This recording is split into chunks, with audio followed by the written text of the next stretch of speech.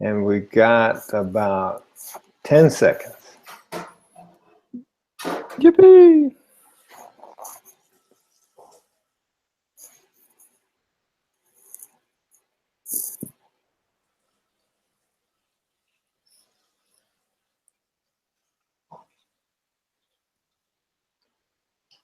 Hey everybody, welcome to No Place Left YouTube live stream. And I'm with Carter Cox this evening.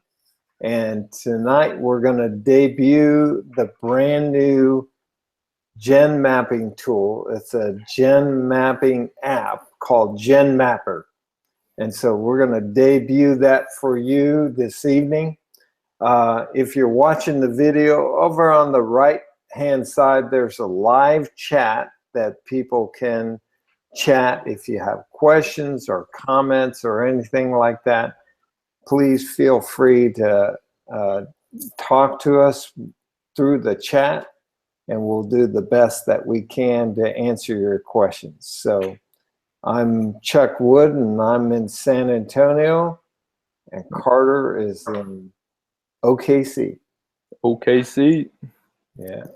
All right. So what we want to do is first take you to noplaceleft.net. So if you want to follow along with the GenMapper app, then go ahead and open another tab. And I'm going to screen share here so you can see what we're doing. But open up another tab and go to noplaceleft.net. And you should see the website right here. Okay, and so if you scroll down just a little bit, you'll see the new app right here, and you can click on any of this and it'll take you to the website right here. And so it's a web-based app. It's primarily used on computer. You can use your mobile device, but it has some limitations. But it is great on your computer, and we'll show you step by step on how to use this. But before we do that, let's look at Carter's GenMap and see what you can do with this Gen Mapping app.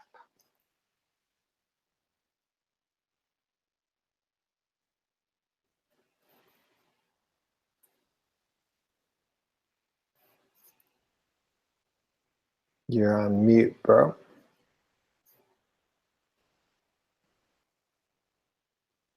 Sorry. So this is a representation of No Place Left OKC, which has been going for about 2.5, 3 years now. And this represents our team church. So at the top, you'll see a smiley face, a crown, and some water, and numbers underneath it. So the smiley face represents number of attendees. So there's 20 people that gather bi-weekly in our team church.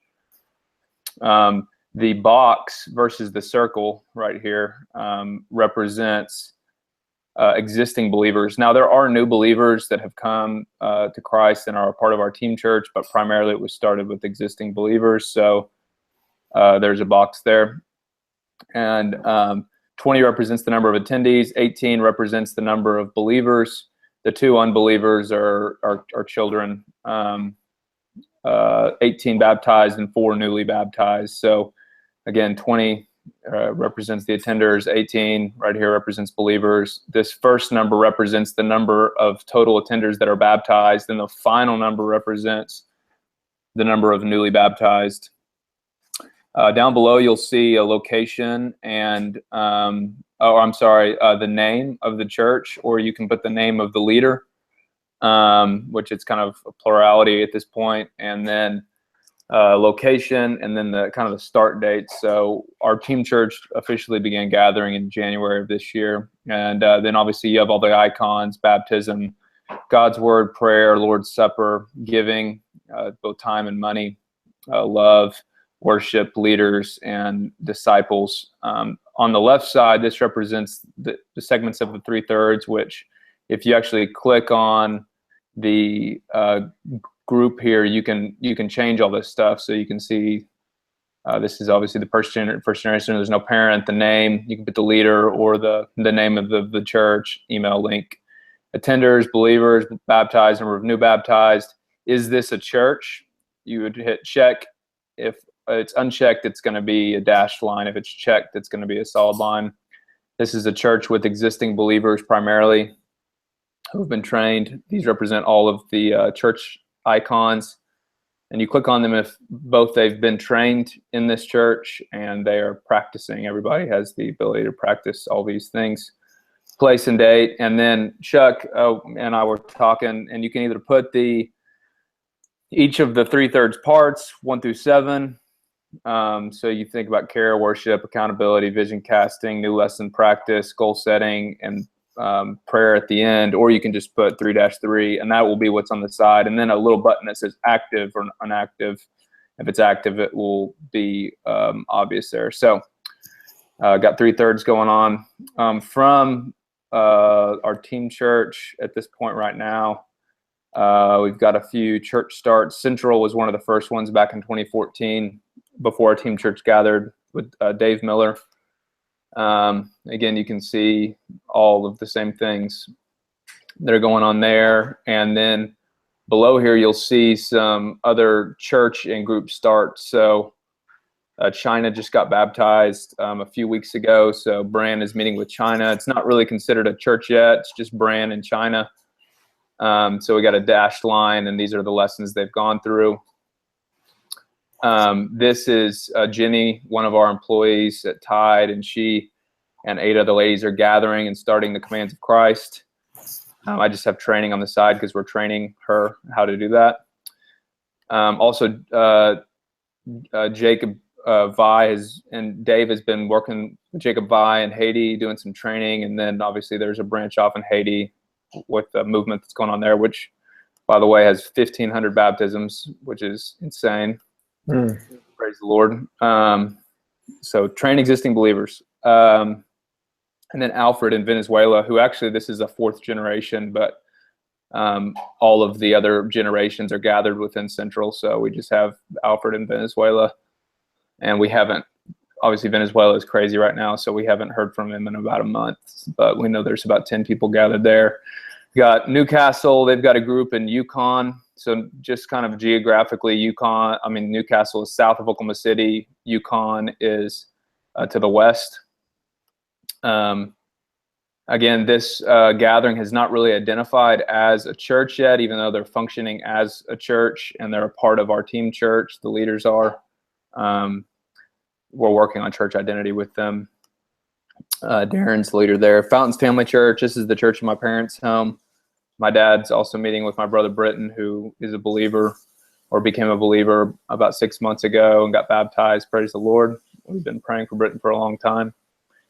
And then this is a church that's actually roughly started, but tomorrow Hannah and I are going up to work with them because they're officially starting this Sunday. Praise the Lord, in Muskogee. Muskogee is eastern Oklahoma, about 2 hours from Oklahoma City, with some of my good friends, and they have about 10 people gathering and getting ready to go through the commands of Christ.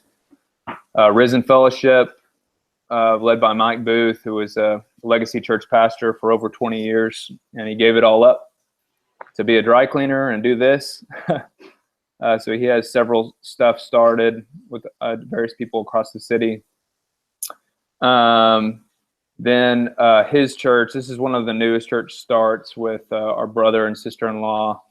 And our sister-in-law, Emily, she's led a lady named Ruth to Christ and is working with her. And they're also working with training their church, Church of the Harvest, called Koth, which is a little mega church here in Oklahoma City. These green boxes represent legacy churches that we're working with and training. Heritage Baptist and Shawnee, we've done 3 touches of training there. Life Fellowship in Pryor, which is up near Tulsa. We're getting ready to do 3 more touches. We've done 3 touches already, but we're going to kind of do a restart and actually do the training in homes. Vineyard OKC, meeting with those guys, met with them today, meeting with them tomorrow as well, getting ready to start training there. Legacy Baptist in Choctaw, Dave's been working with this church, which is a dead, almost dying church. You can see it has 6 members, but they have a building, which is crazy. Putnam City Baptist Church. So this is a good example of if you put a group as inactive, even though we train the student group there, we haven't been, this little active button right here. If you put it as inactive, then it will kind of fade it out. So we haven't heard much from Putnam City or received an invite for follow-up training. Exciting Southeast Youth in Pryor and Tahlequah. This is a church, but really a student group that we've been doing some training with. Mission 1-8, which is actually started by Jeff Sandel's mentor on the OBU campus, named Bruce Carlton. So he's working with about 40 students, and they're starting churches. They have about 8 church starts on the campus, but one of them is with my cousin named Luke and some guys that he's working with. And then finally, Friendship Baptist out in Altus, Western Oklahoma, that Dave has been working with. So this is kind of a rough gen map. There's some other stuff going on, but it's pretty cool. You can see the broad functionality. So again, the square represents Legacy Church. That's green. A group or church start that has existing believers that are in it is a square. Church identity is solid versus not church doesn't have church identity is dashed. And then a circle would be new believers. So it's pretty difficult in Oklahoma because everybody is a church background, just about, that you meet. So we've been celebrating church background people who have been trained and are now working on discipleship and being obedient to Jesus and his Great Commission. So Chuck, do you want me to do anything else, or anybody have any questions? That's good. If you've got questions, we've got Brett from San Francisco area. Let's see here.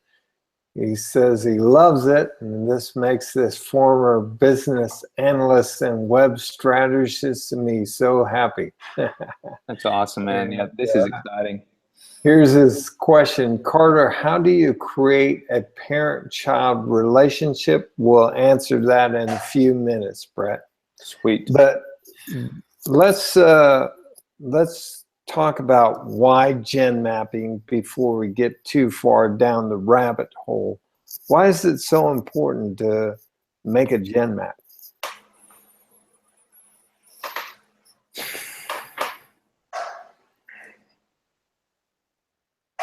What do you think, Carter? I think it's really important, Chuck, just first and foremost to celebrate what God is doing. Because this is none of our work, this is his work, but to see the vast expanse of what he's doing and to celebrate it and praise him for it. I think second, as a diagnostic tool, you can see what is healthy in line with the New Testament and what is unhealthy, and make action plans to help a church arrive at being healthy and obedient to Jesus. And, I think you can also look at a broad spectrum of data and see gaps. So whether it's geographical or people group in nature, maybe you see that all of your churches are with Anglo middle class, but there's a big representation of Hispanic in your community, but you don't have any churches with them. So it would help you identify places where there are places left.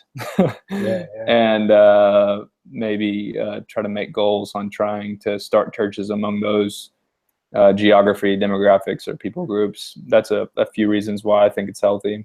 Good, yeah.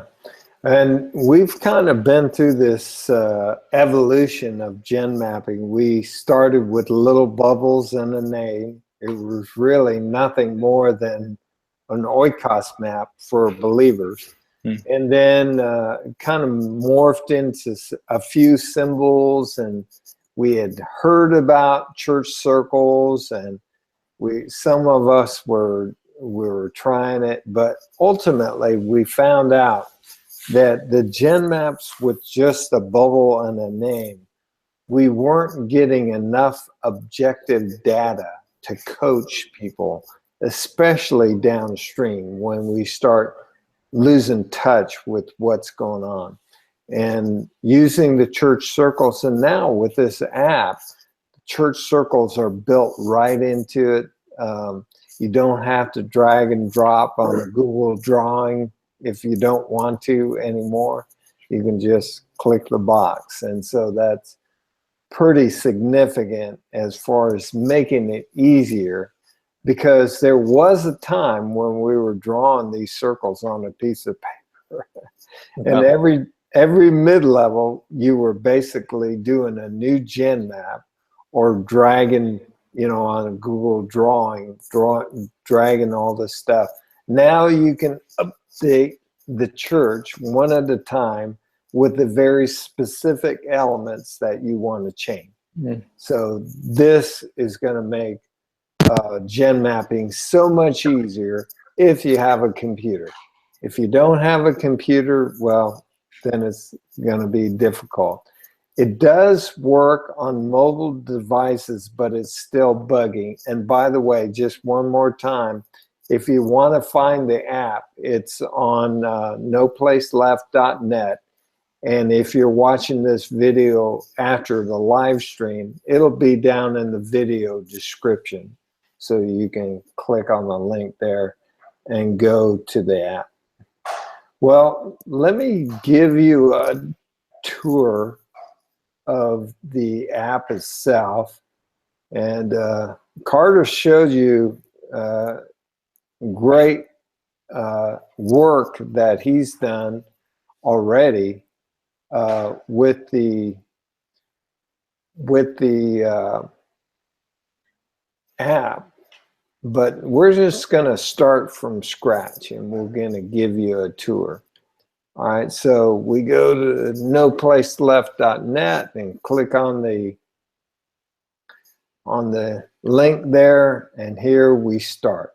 Okay, and so the app is called GenMapper. The first thing you see is you can title your project, and then we have the help button. By the way, when you go to the help button, it's really helpful. It's got just one page, but Danny, the guy that did this app, he's from the Czech Republic, and he did so much work on this. What I want you to do is I want you to email him and tell Danny that you really appreciate his work, because there was a lot of work that went into that. So Danny, I know you'll be watching later, so thanks for doing all this work, man. It's awesome.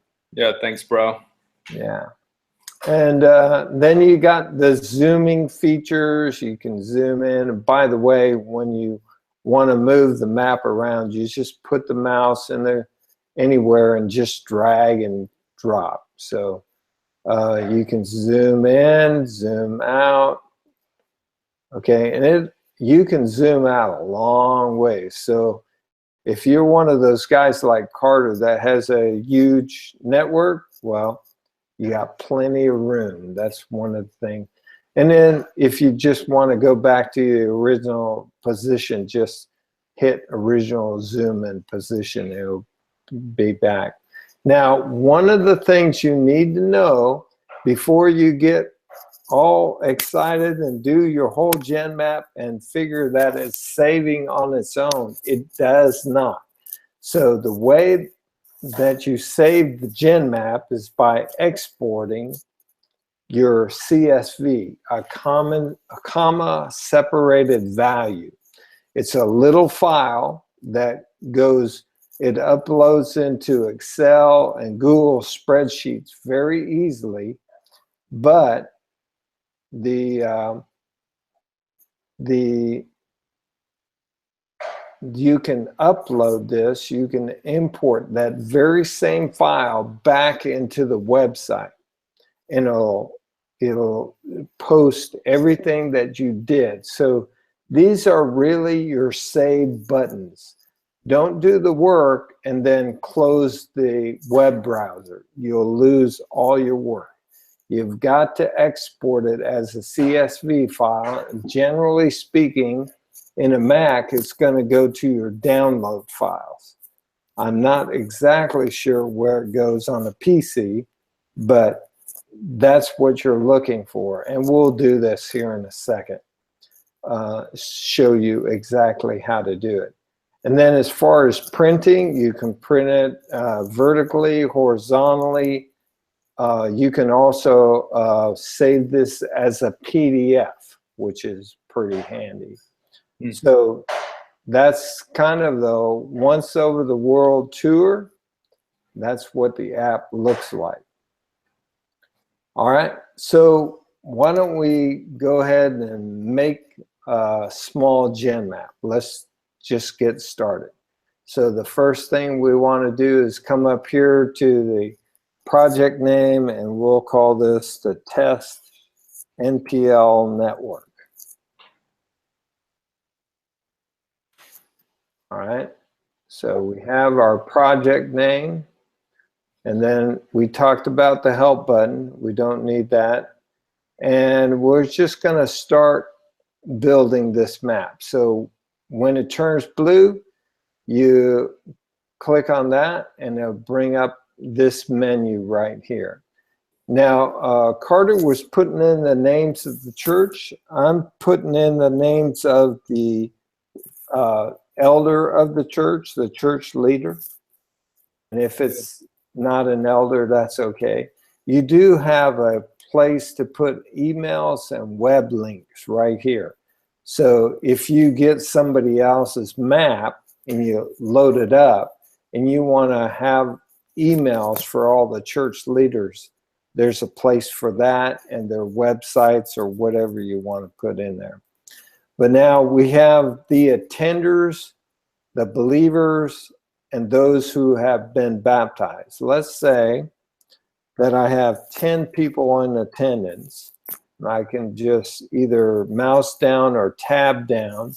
And let's say that 8 of those are believers, and then I tab down and 6 of the 8 are baptized. You know, already you can see that this analysis helps you with some things. We know we gotta get some baptisms in this church.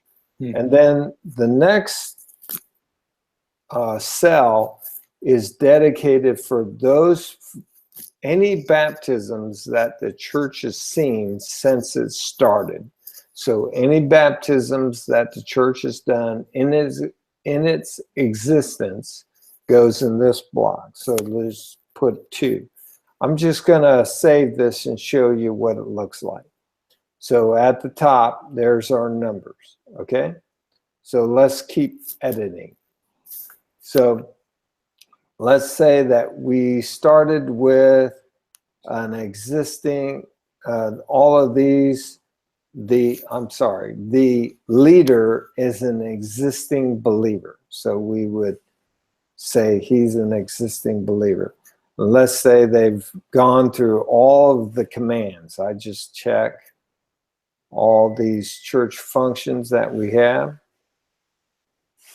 And this is what that looks like. So you have all the church functions in the middle. And okay, they're wanting me to zoom in on the screen. Okay. All right. How's that? Is that better? It's good. Good. Okay. You see all the church functions in the middle. Notice that there's a dotted line here. That means that it hasn't identified as a church yet, self-identified. And the place and date are still need to be changed. So let's say that the church has identified as a church. See this right here is church. That's the identity piece. We'll click that and then come down here And let's say it's San Antonio.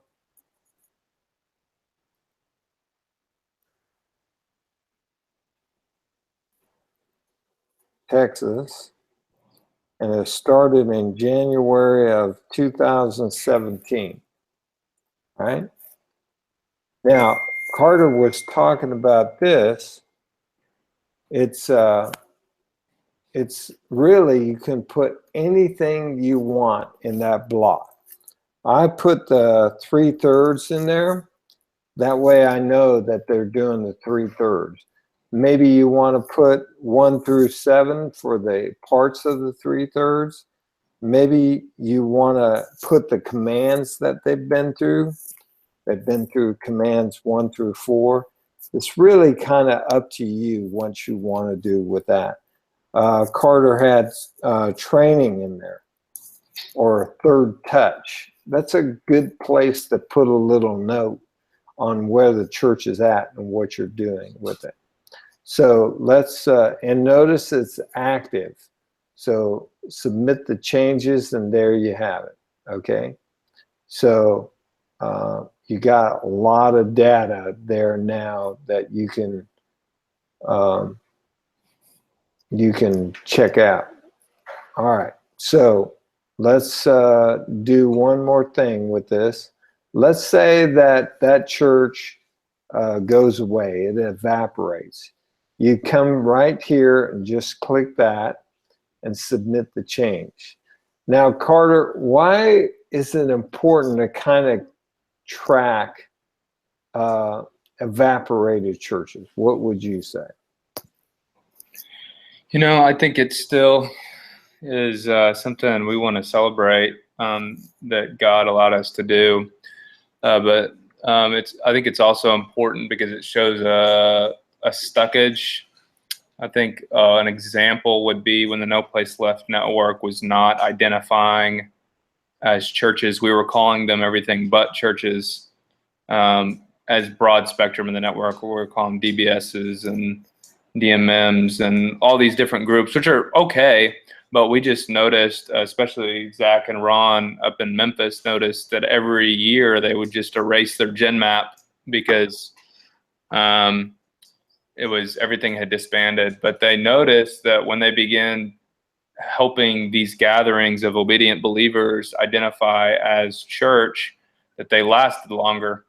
But if they hadn't been keeping track of all of the stuff that went inactive, then they wouldn't have been able to see that stuckage and ask God for a way to overcome it. So that's a couple of things that I was thinking off the head. Why do you think it's important, Chuck? Yeah, I agree with that. And if you got several of these churches that have evaporated and you're keeping track, you can pick up patterns, and maybe you'll find the pattern that tells you why these churches are evaporating. So it is good to kind of keep track of what's happening, how far you got with them. So even the quote unquote bad data is good assessment. So we tend to not want to look at evaporated churches, but it's important to do the coaching. All right. So let's say that this church did not evaporate. So click the active.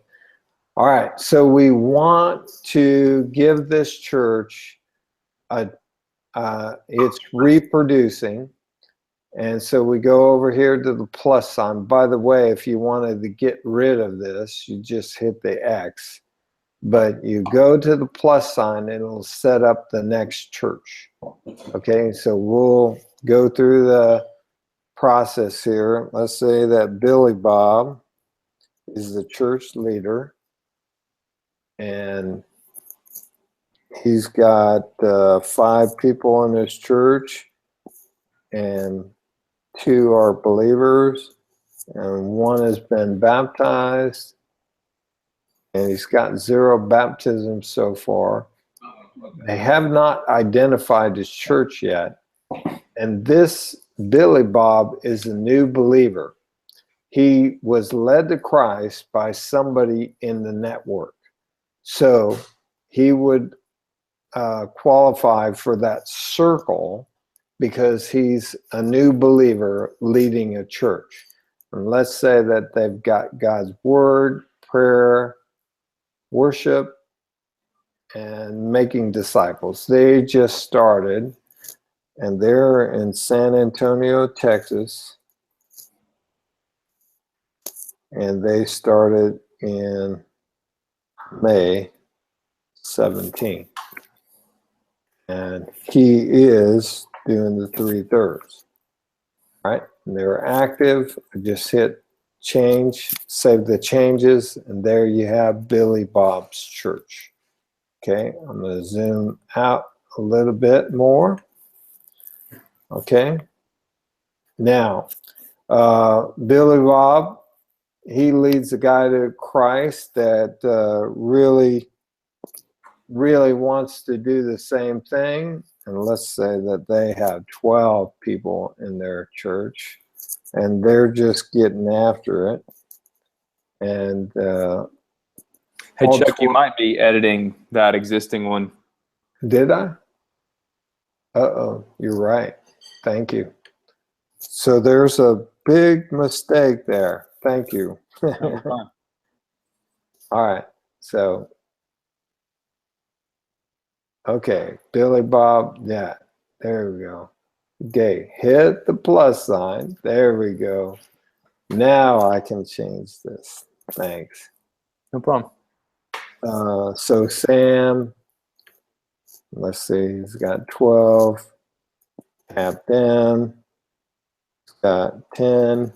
This church is doing great. They got 10 new baptisms as well. This is what we want to see, you know, explosive movement, new believer.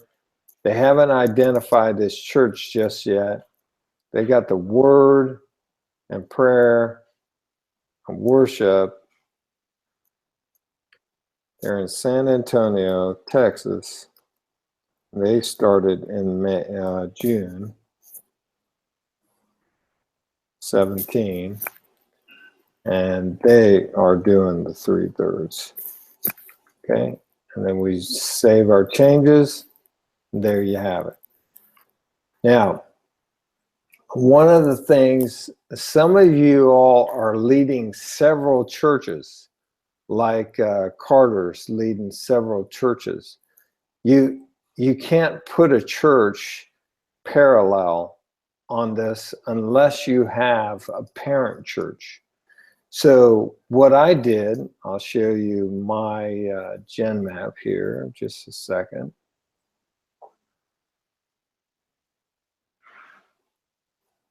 All right. If you look at my GenMap, I put Jeff Sundell as the parent church up here. And that way, see, here's my church right here, one of them. And then Jeff Sundell is the parent. Now, if you're leading several churches right here, see, I'm leading, Deb and I are leading all these churches right here. You can't do that unless you have a parent church above it. So it might be just a good practice to start with your mentor and then build your GenMap from there.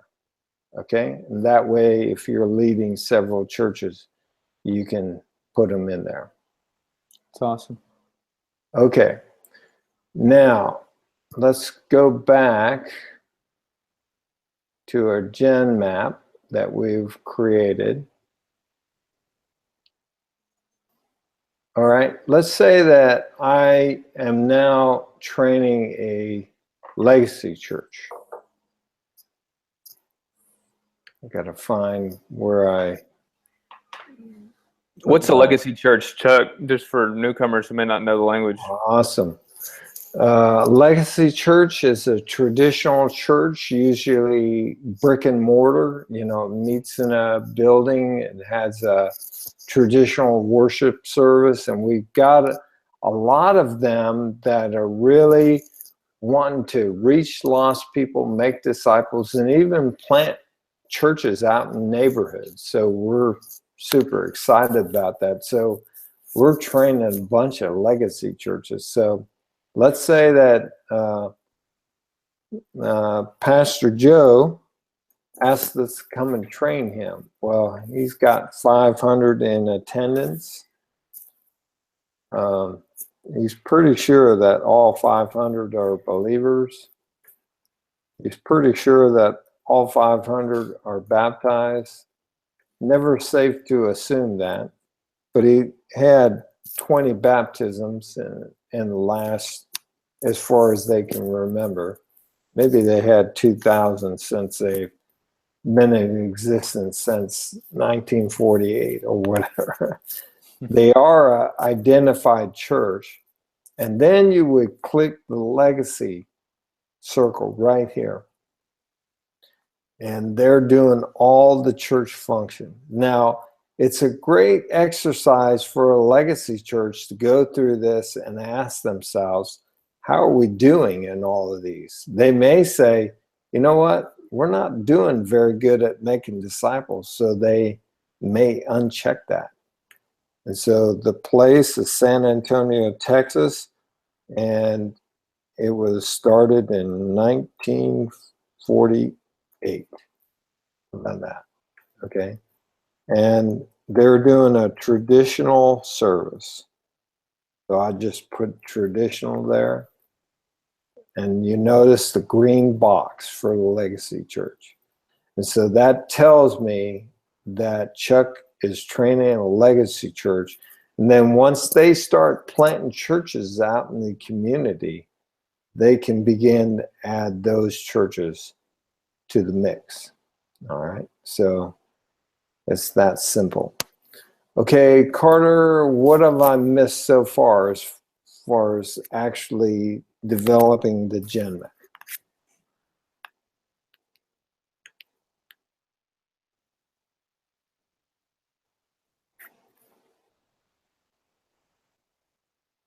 Yo, you're muted, bro. Sorry. One of the things you'll notice is that on the numbers up there, and I'm sure Daniel is going to fix it. He's a beast, but is the numbers get blurred together if there's too many, like you can see up there in Joe's church. He's got too many people to keep track of. I'm going to walk outside. Our sweet little baby is having a little cry fest. We're house sitting over at our parents' house. So yeah, but I'm sure that'll get fixed. But I think you've about covered everything, Chuck.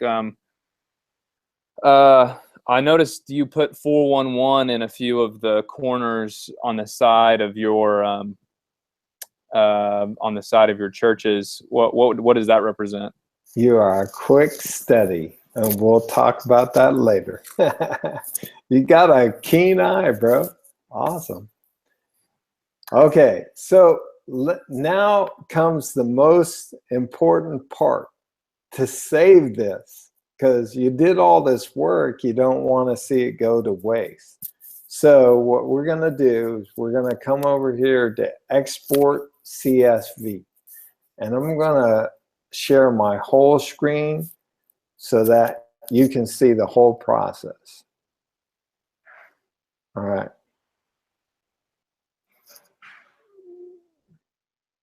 So here's export CSV.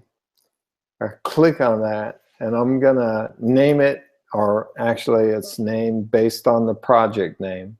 So NPL network, the test, and I just hit OK, and it goes straight into my downloads. Now again, on a PC, I'm not exactly sure where it goes. I'm sure it goes somewhere accessible, but that's really important.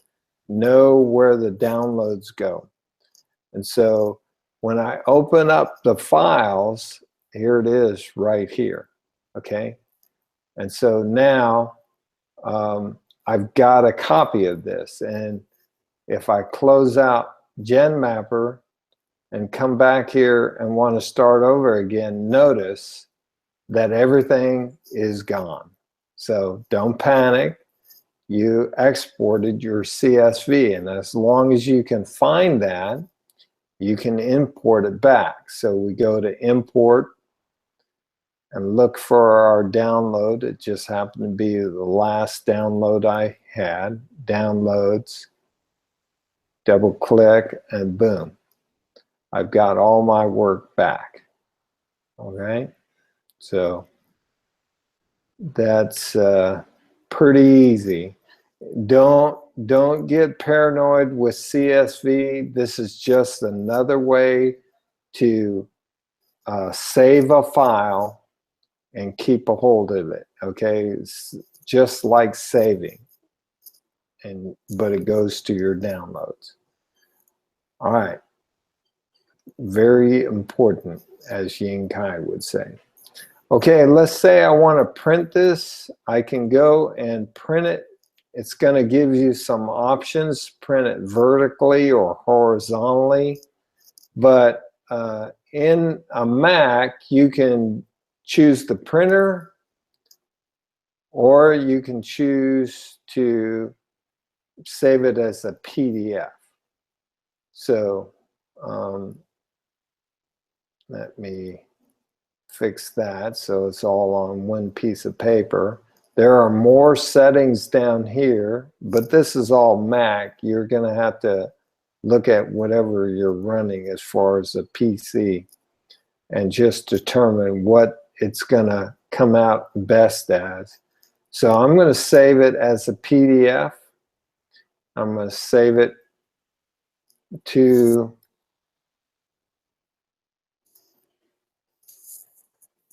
my desktop. Okay, there it is. So now I have a copy. Let me turn this. I have a copy of my GenMap. Now you can do a screenshot as well if you know how to do that, but making a PDF is the easiest way just to send that file to somebody if they just want to see it in action and not get a CSV file. Okay, that'd be a great way to send your GenMap to a mentor. All right, so far what we've covered is the project title, how to get help, and zoom in, zoom out, original position, how to export a CSV file, import a CSV file, and how to print both to a PDF file and to your printer. Okay, Carter, what am I missing? It's good, Chuck. If you export a PDF, can you re-upload that PDF into this mapper? Great question, and the answer is no. Yeah, that is a great question. Any questions from folks that are watching?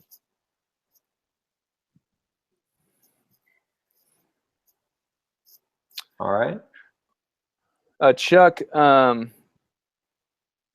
you, I know that you're working on a kind of nationwide, no place left, network-wide GenMap, potentially using something like this. Would it be beneficial for you if people emailed you their CSV file to be able to compile a nationwide GenMap, or is that something that you're going to cover later?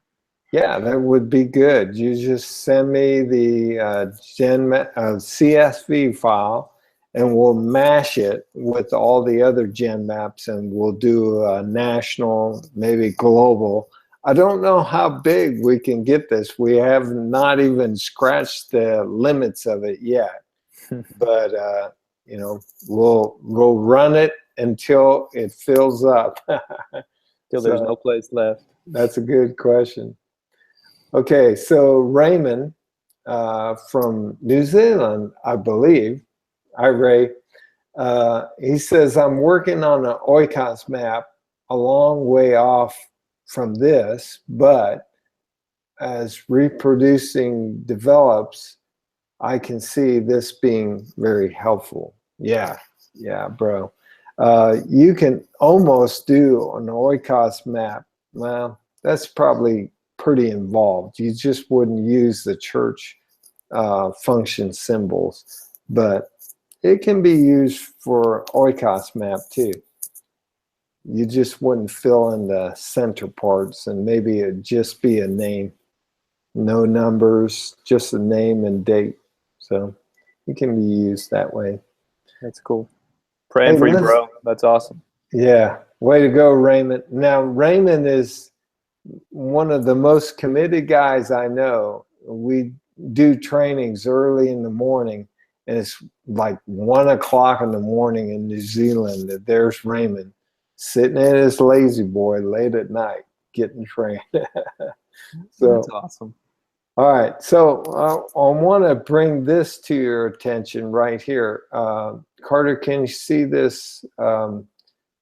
It's a screenshot of my phone. Okay. You might want to zoom it in a little bit more, okay, or make the thing larger and zoom it in. Yeah, let me do that. You've got a monster screen. I do. Okay, how's that? Perfect. All right. So what I did is I built this on my iPhone, and then I just took a screenshot of it. And you could just kind of think about how handy this would be for the L3 leader that is leading a network of churches. You know, you say, hey, Joe, just go to the website and give me an update on your church, and then take a screenshot and send this screenshot to me.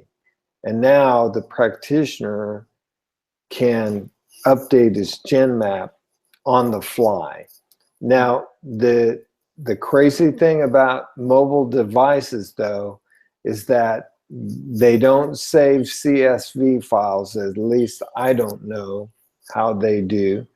I don't think the iPhone does. Maybe Android does. But the other thing, you notice that there's some icons missing up here. The believers, or the attenders, the believers, the baptized, and the number of baptisms. You don't have those little icons up there. Everything else is in there, but so it's a little buggy on the mobile device. But it is a fantastic way to just give the L3 leader a quick update on the church that they're leading. So that's a workaround that you can have folks use in order to update the master GenMap that an L3 leader is doing. Okay. All right, Carter, what else? Did we miss anything? It's a good question. I don't know.